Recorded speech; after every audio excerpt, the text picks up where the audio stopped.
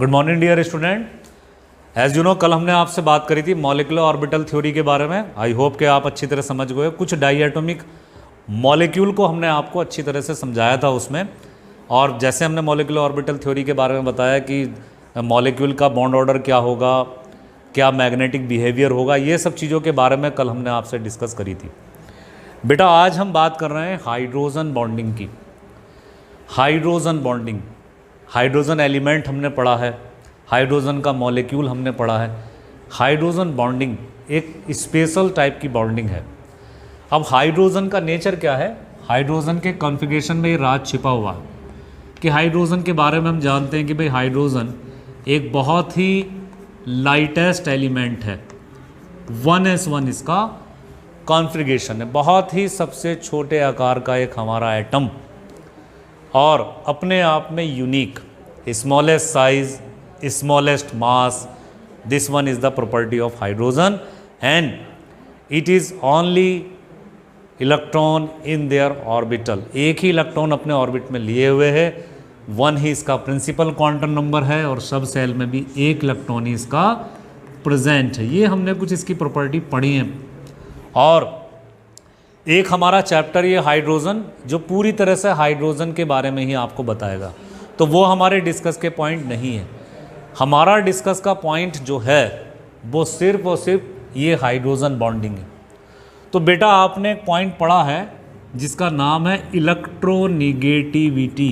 Chapter number 3 में classification of elements में आपने इलेक्ट्रोनिगेटिविटी के बारे में पढ़ा है। क्या होती है इलेक्ट्रोनिगेटिविटी भाई? कोवैलेंट बॉन्ड में जब बॉन्ड बन रहा हो तो बॉन्ड को अपनी तरफ खींचने की इस टेंडेंसी को ही कहा जाता है इलेक्ट्रोनिगेटिविटी। तो सपोज करें कि हाइड्रोजन क्लोराइड से अपना बना रहा है बॉन्ड, तो क्लोरीन इलेक्ट्रोनिगेटिव एटम है, तो ये जो बॉन्ड बन रहा है इन दोनों के बीच, क्लोरीन का आपको पता ही है इसके पास 7 बैलेंस इलेक्ट्रॉन होते हैं। क्लियर? तो ये पूरा बॉन्ड जो होगा हाइड्रोजन अपनी तरफ नहीं अट्रैक्ट कर पाएगा, पूरा का पूरा बॉन्ड किधर की तरफ झुका हुआ होगा, बॉन्ड जो हमारा जो थोड़ा सा इधर की तरफ डाइवर्ट हो जाएगा वो क्लोरीन की साइड में हो जाएगा। इसकी वजह से क्या आ जाती है, पोलरिटी आ जाती है। ये डेल्टा निगेटिव, ये डेल्टा पॉजिटिव, पोलर नेचर आपका ये हो जाए। अब हाइड्रोजन बॉन्डिंग क्या है, देखिए अपने अपने ग्रुप के जो हम ये जानते हैं, ये हमने पढ़ा है कि किसी भी ग्रुप में जो सबसे बिगिनिंग मेंबर होता है वो मोस्ट इलेक्ट्रोनिगेटिव एटम अपने ग्रुप का होता है। तो बेटा हमारे पास ग्रुप है ग्रुप 15, ग्रुप 16 और ग्रुप 17, बस इनकी हम बात कर रहे हैं। हमारे पास कितने ग्रुप हैं? ग्रुप 15 है एक, तो हमारे पास एक ग्रुप 16 है, और एक है हमारे पास ग्रुप 17। देख रहे हैं ना आप सामने? Very good. ग्रुप 15 के अगर हम मेंबर की बात करें भाई, तो कौन सा है? Nitrogen, nitrogen, phosphorus, arsenic, antimony और बिस्मथ, ये हैं। अब इनमें भी बेटा सबसे ज़्यादा जो इलेक्ट्रोनिगेटिव होगा कौन होगा? नाइट्रोजन। अपने ग्रुप का चैंपियन अगर कोई होगा तो वो नाइट्रोजन होगा। It is the most electronegative on their respected group. अब आ जाइए ग्रुप 16 में। ग्रुप 16 की शुरुआत होती है ऑक्सीजन से। ऑक्सीजन, सेलेनियम, सल्फर, सेलेनियम, टेलेरियम और पोलोनियम, ये इसके मेंबर हैं। लेकिन इनमें सबसे ज़्यादा मोस्ट इलेक्ट्रोनिगेटिव एलिमेंट कौन होगा? जो अपने ग्रुप का बिगिनिंग मेंबर है, यानी हमारा ऑक्सीजन। अब ऐसे ही बात करिएगा आप ग्रुप 17 की। Fluorine, chlorine, bromine, iodine, astatine. तो यहाँ तो हम सबकी बात नहीं कर रहे, हम सिर्फ बात कर रहे हैं इलेक्ट्रोनिगेटिविटी की। तो यहाँ बेटा क्या हो गया? फ्लोरीन, ये मोस्ट इलेक्ट्रोनिगेटिव होगा। तो ये सभी, चाहे नाइट्रोजन हो, चाहे ऑक्सीजन हो या चाहे आपके क्या हो क्लोरीन, ये सब अपने अपने ग्रुप के क्या कहलाएंगे? These are known as most electronegative atom on their respected group. अपने ग्रुप के ये सब चैंपियन हैं इलेक्ट्रोनिगेटिविटी के मामले में। तो जब भी हाइड्रोजन हमारा इनसे जुड़ेगा तो बनेगी hydrogen bonding. When hydrogen is form the bond with most electronegative atom on their respected group 15, 16 and 17, so the form hydrogen bond, तभी हाइड्रोजन बॉन्ड बनेगा। यानी अगर बन जाएगा NH3 तो NH3 में कैसी बॉन्डिंग होगी भाई? Hydrogen bonding. क्लियर? अगर बनेगी ये फॉस्जीन गैस जिसमें से रॉटन फिश, बहुत जहरीली गैस होती है, स्मेल आएगी, तो ये क्या इसमें भी हाइड्रोजन बॉन्डिंग होगी? नहीं होगी। क्यों नहीं होगी? क्योंकि ये फास्फोरस अपने ग्रुप का मोस्ट इलेक्ट्रोनिगेटिव नहीं है। मोस्ट इलेक्ट्रोनिगेटिव कौन है? नाइट्रोजन। तो नाइट्रोजन में ही सिर्फ क्या होगा? हाइड्रोजन बॉन्डिंग आपकी होगी। ठीक, अब ये भी ध्यान रखिएगा, अगर हम इनकी बॉइलिंग पॉइंट की बात करें कि कौन ज़्यादा तगड़ी बॉन्डिंग रख रहा है, किसकी बॉन्डिंग बहुत ज़्यादा मजबूत है, which one is has the highest molecular bonding, तो हाइड्रोजन बॉन्डिंग वाला नंबर 1 होता है। यानी सबसे तगड़ी बॉन्डिंग अगर होगी तो किसकी होगी? अमोनिया के पास होगी। बाकी जितने भी आप इसके हाइड्राइड देखेंगे उनमें बेटा उस तरह से नहीं होगा। ये कंपैरिजन देन अमोनिया, ये इतनी ज़्यादा स्ट्रॉन्ग बॉन्डिंग को नहीं रखेंगे।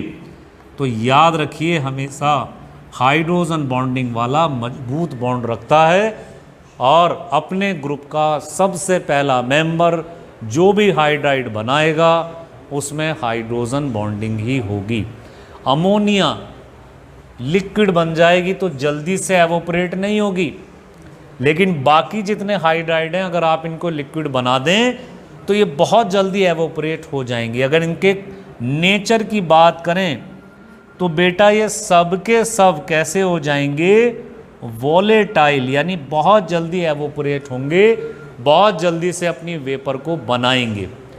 लेकिन ये जो होगा हमारा with respect to these member, इसका नेचर क्या होगा? इसका नेचर आपका नॉन वॉलेटाइल होगा। मेरी बात आप अच्छी तरह से समझ गए ना? मैंने अभी एक ही ग्रुप की बात आपसे करी, अब आता हूं मैं नेक्स्ट ग्रुप में। ये है हमारा ग्रुप 16, ऑक्सीजन का परिवार, ऑक्सीजन की फैमिली। तो भाई ऑक्सीजन के बारे में तो आप अच्छी तरह से जानते ही हैं, वाटर H2O, और एक ज़्यादा नीचे नहीं जा रहा हूँ मैं, 2 की बात कर रहा हूँ ग्रुप 16 में। एक है water H2O, these are the hydride of oxygen, और नीचे वाला हाइड्राइड ऑफ सल्फर। देख रहे हैं ना आप बोर्ड पर? तो बालक बहुत ध्यान से देखिएगा, वाटर आप जानते हैं रूम टेम्परेचर पे क्या होगा? 25 डिग्री सेंटीग्रेड पर हमारा वाटर पाया जाता है लिक्विड फॉर्म में। They found in a liquid form, यानी इनमें बॉन्डिंग बहुत ज़्यादा मजबूत है हमारी। और H2S जो आपका पाया जा रहा है, H2S आपका इसी रूम टेम्परेचर पर कौन सी फॉर्म में पाया जाएगा? They are as a gas. अब आप जानते हैं अगर हमसे पूछा जाए which one has the highest bonding, तो ये मुझे आपको बताने की आवश्यकता बिल्कुल भी नहीं है। लिक्विड की बॉन्डिंग ज़्यादा मजबूत होती है कंपैरिजन देन गैस। तो यहीं से पता लग गया कि वाटर में चूंकि हाइड्रोजन बॉन्डिंग है, हाइड्रोजन बॉन्डिंग होने की वजह से ही वाटर रूम टेम्परेचर पे लिक्विड है। ये एक प्रैक्टिकल एग्जाम्पल है। क्लियर? वाटर को हम देखेंगे रूम टेम्परेचर पे तो लिक्विड ही देखेंगे। वो बात अलग है हम टेम्परेचर बढ़ाएंगे, 100 डिग्री सेंटीग्रेड ले जाएंगे, वो बॉयल करने लगेगा या और बहुत सारे फैक्टर काम करेंगे तो एवोपरेट हो जाएगा। लेकिन बात अगर स्टेबिलिटी की आए, स्टेबल फॉर्म की आए, तो बेटा ये तो कहना ही पड़ेगा कि water is a liquid at A room temperature. तो हाइड्रोजन बॉन्डिंग की वजह से ही हमारा वाटर रूम टेम्परेचर पे क्या है बेटा, लिक्विड है। अब आ जाइए, ये जो हमारा सेकंड कंपाउंड है हाइड्रोजन डाइसल्फाइड H2S, ये गैस है, हम सब जानते हैं, और इसके अंदर से आपकी बिल्कुल सड़े हुए अंडों की रोटन एग स्मेल आती है। ये वाली जो गैस है हमारी H2S, इसको बार बार, जबकि दोनों में हाइड्रोजन है भाई, सल्फर भी हाइड्राइड है, ऑक्सीजन भी हाइड्राइड है, लेकिन ऑक्सीजन ज़्यादा इलेक्ट्रोनिगेटिविटी का एडवांटेज लेता है और उसके पास हाइड्रोजन बॉन्डिंग होती है। Is it clear? ये बात आपकी समझ में आ गई। मैंने दो ग्रुप को बहुत अच्छी तरह से आपको बहुत ही क्लियरली दो दो मेंबर ले लिए हैं, मैंने आपको समझा दिया। अब आते हैं बेटा ग्रुप 17 के पास। ग्रुप 17 के हाइड्राइड कुछ इस तरह से होंगे, HF, HCl, HBr और HI। यहाँ आपका एक पॉइंट और क्लियर होता चला जाएगा। ये इसके हाइड्राइड बन गए, एक हाइड्रोजन फ्लोराइड बन गया, हाइड्रोजन क्लोराइड बन गया, हाइड्रोजन ब्रोमाइड बन गया, और हाइड्रोजन आयोडाइड उसका फॉर्म हो गया। इनमें याद रखिएगा कि अगर नेचर की बात करें तो ये सब वैसे तो गैस में ही पाया जाएगा, लेकिन इसकी डेंस ज़्यादा होगी या ज़्यादा डेंस होगा। और अगर नेचर की बात करें तो ये सब के सब ज़रा ज़्यादा वोलेटाइल होंगे, लेकिन कंपैरिजन देन ये लेस वोलेटाइल होगा।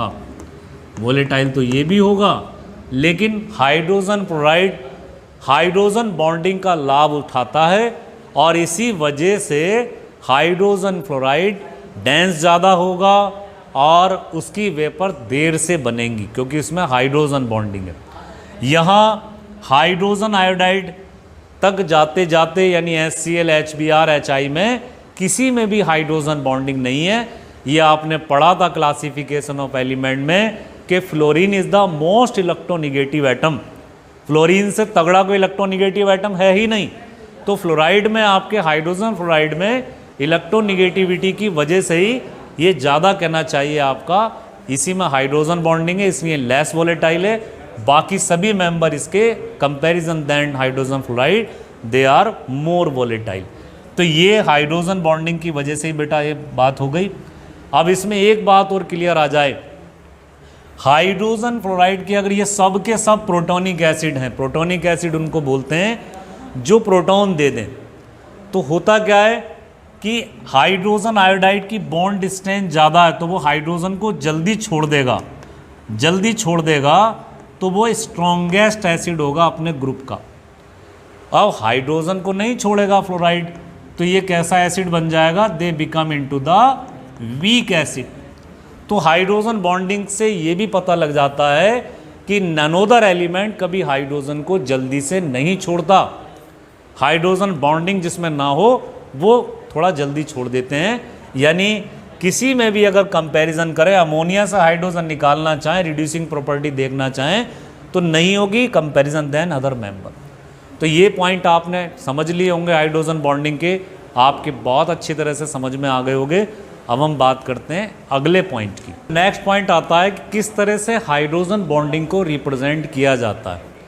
तो बहुत रिप्रेजेंटेशन को, इस बॉन्ड को अलग से समझाने के लिए हम क्या करते हैं कि बॉन्ड को बहुत अच्छी तरह से दिक्कत ही ना हो, समझ जाएं कि यहाँ हाइड्रोजन बॉन्डिंग है, तो हम यहाँ डैश का सहारा लेंगे। जैसे कि अब मुझे अमोनिया को समझाना है, तो कैसे समझाऊंगा, यहाँ भी हाइड्रोजन है, यहाँ भी हाइड्रोजन है, यहाँ भी हाइड्रोजन है, यह इसके पास एक लोन पेयर है, तो मैं यहाँ डैश डैश का साइन यूज़ करता हूँ। देख रहे हैं आप बोर्ड पर, ऐसे ये डैश लाइन के द्वारा ही किसको शो करा जाता है, dash line is show the hydrogen bond. Hydrogen bond को शो करने के लिए किसके पास हाइड्रोजन बॉन्ड है, हम डैश लाइन की हेल्प लेते हैं। इज इट क्लियर ना? चलिए अब मान लीजिए हमें ये वाली गैस समझानी है, तो यहाँ हम सीधी लाइन लेंगे, एक सॉलिड लाइन यूज़ करेंगे। तो जहाँ सॉलिड लाइन हम यूज़ कर रहे हैं, it means the hydrogen bond is not present. Is it clear? चलिए अब मान लीजिए इसी तरह मैं दिखाना चाह रहा हूँ वाटर को, तो वहाँ भी मुझे डैश डैश लाइन की हेल्प को ऐसे करके दिखाना होगा। ये डैश लाइन ऑलवेज भी represent to the hydrogen bond. अगर मैं सल्फर की बात करूँ वहाँ सॉलिड लाइन से दिखाएंगे आप, ठीक। हाइड्रोजन फ्लोराइड को समझाना होगा तो आप इस तरह से। अब एक चीज़ मैं आपको और बता दूं कि हाइड्रोजन बॉन्डिंग की वजह से ही ये मॉलिक्यूल जो होते हैं वो पोलर नेचर के होते हैं। पोलैरिटी को आपने पढ़ा है, सर ने एक बहुत अच्छी वीडियो बनाई थी जिसमें पोलैरिटी को समझाया था, आपने देखी होगी वो वीडियो। तो पोलैरिटी क्या है, क्योंकि एक मोस्ट इलेक्ट्रोनिगेटिव है, हाइड्रोजन उतना तगड़ा इलेक्ट्रोनिगेटिव एटम नहीं है, तो हमेशा याद रखिए बेटा पोलैरिटी बहुत ही ज़्यादा होगी। यानी नाइट्रोजन की तरफ अगर बहुत ज़्यादा इलेक्ट्रोनिगेटिव है तो ये वाला पूरा जोन हमारा ये कैसा बन जाएगा, ये लोअर कहना चाहिए, इस तरह से 2 जोन तैयार होंगे। They have the large polarity. Water का नेचर की बात करेंगे तो यहाँ इस तरह से डेल्टा निगेटिव एक डायरेक्शन में पूरी तरह से निगेटिव पोल बन रहा है, इधर डेल्टा पॉजिटिव बन रहा है। सेम केस इधर डेल्टा निगेटिव है और इधर आपका डेल्टा पॉजिटिव। तो हाइड्रोजन बॉन्डिंग की वजह से मॉलिक्यूल में डाइपोल मोमेंट की वैल्यू बढ़ जाती है, उसकी polarity is directly proportional to the hydrogen bond. इस बात को आप बिल्कुल अपने दिमाग में रखिएगा अच्छी तरह से, ये बहुत काम आने वाली चीज़ें, इससे आप बहुत अच्छी तरह से समझ सकते हैं, समझा सकते हैं। Is it clear? तो पोलैरिटी बढ़ जाती है हाइड्रोजन बॉन्ड में, एक पोल बहुत कम निगेटिव हो गया इलेक्ट्रोनिगेटिव, एक ज़्यादा इलेक्ट्रोनिगेटिव हो गया, इस पोलैरिटी की वजह से हाइड्रोजन बॉन्ड जो है आपका पोलैरिटी को शो करेगा। अगर ये क्वेश्चन बन जाए कि बताइए इनमें से आपको ऑप्शन दे दिए गए, चूँकि CBSE बोर्ड आ गया है अब आपके ऑप्शनल MCQ टाइप क्वेश्चन में जो आपके कॉम्पिटिटिव एग्ज़ाम में पूछे जाते हैं, आपसे पूछा गया कि ये आपको गिवन कंपाउंड हैं, मॉलिक्यूल हैं, बताइए इनमें सबसे ज़्यादा पोलैरिटी किस में होगी। तो देख लीजिएगा जिसके पास हाइड्रोजन बॉन्ड है वही चैंपियन है, ठीक बेटा। ये इस तरह से आप प्रेडिक्शन कर सकते हैं। आई होप अब हम करते हैं आगे की पॉइंट की बात, कितने टाइप के हाइड्रोजन बॉन्ड होते हैं। अपने टाइप्स ऑफ हाइड्रोजन बॉन्डिंग कि हाइड्रोजन बॉन्डिंग कितने टाइप्स की होती है, इसको बहुत ही ध्यान से आपको समझ लेना है कि हाइड्रोजन बॉन्डिंग आपकी बेटा 2 टाइप की होती है। Is it clear? There are 2 types of the hydrogen bonding. शब्दों को बहुत ध्यान से समझना। एक होती है इंटरमोलेक्युलर, यहाँ अच्छे से अच्छा बच्चा चक्कर काट जाता है। इंटरमोलेक्युलर वर्ड को ध्यान से सुनिएगा। एक होती है इंटरमोलेक्युलर और एक होती है इंट्रामोलेक्युलर। आपको सुनने में शायद होमोफोनिक लगें, लेकिन देयर है ह्यूज डिफरेंस बिटवीन दीज। एक इंटरमोलेक्युलर और एक आपका इंट्रामोलेक्युलर। देख रहे हैं डिस्प्ले पर, ये first one is a intermolecular and second one is a इंट्रामोलेक्युलर।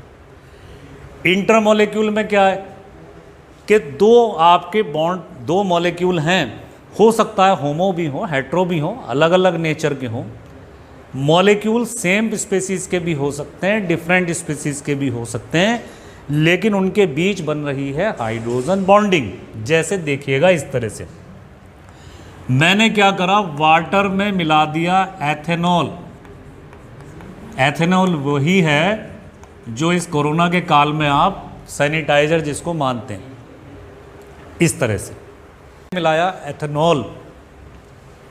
Ethanol जिसका फॉर्मूला है आपका C2H5OH, ठीक बेटा। और एक हमारे पास क्या है, हमारे पास है वाटर। अब वाटर क्या है, वाटर के साथ ये कंडीशन है, अगर मैं इसको इस तरह से समझाना चाहूँ आपको, ऑक्सीजन यहाँ है हमारा और इधर की तरफ जो है क्या है, एक इधर आ गया हाइड्रोजन आपका, एक हाइड्रोजन आपका इधर गया। ये डैश लाइन के द्वारा हम शो कर देंगे, ठीक। अब दूसरी तरफ आ जाइए, मैंने लगा दिए 2 कार्बन, इस साइड लिख दिया मैंने, आपको कोई फर्क नहीं पड़ता। CH3, अब इस तरह से मैं लिख रहा हूं इसको, CH3, CH2OH, ठीक बेटा।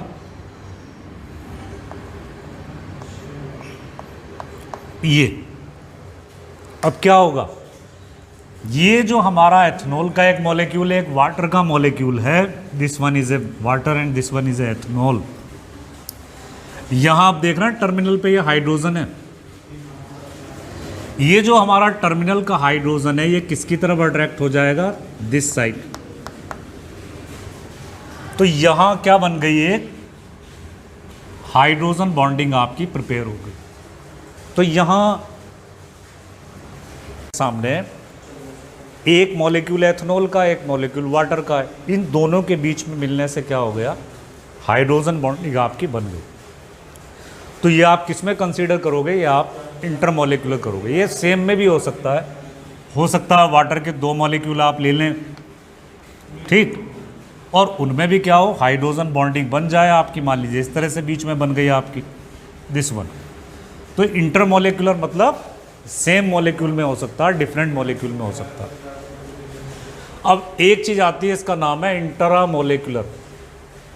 इंट्रामॉलिक्यूलर में जब किसी एक मॉलिक्यूल के ही अंदर, मतलब अलग से कोई मॉलिक्यूल नहीं लाना, बिल्कुल नहीं, एक ही मॉलिक्यूल के अंदर ही हाइड्रोजन बॉन्डिंग बन जाए, उसको बोलते हैं इंट्रामॉलिक्यूलर। यहां मैं और अच्छा समझाने के लिए इस साइड समझाना चाह रहा हूं आपको, ध्यान से देखिएगा।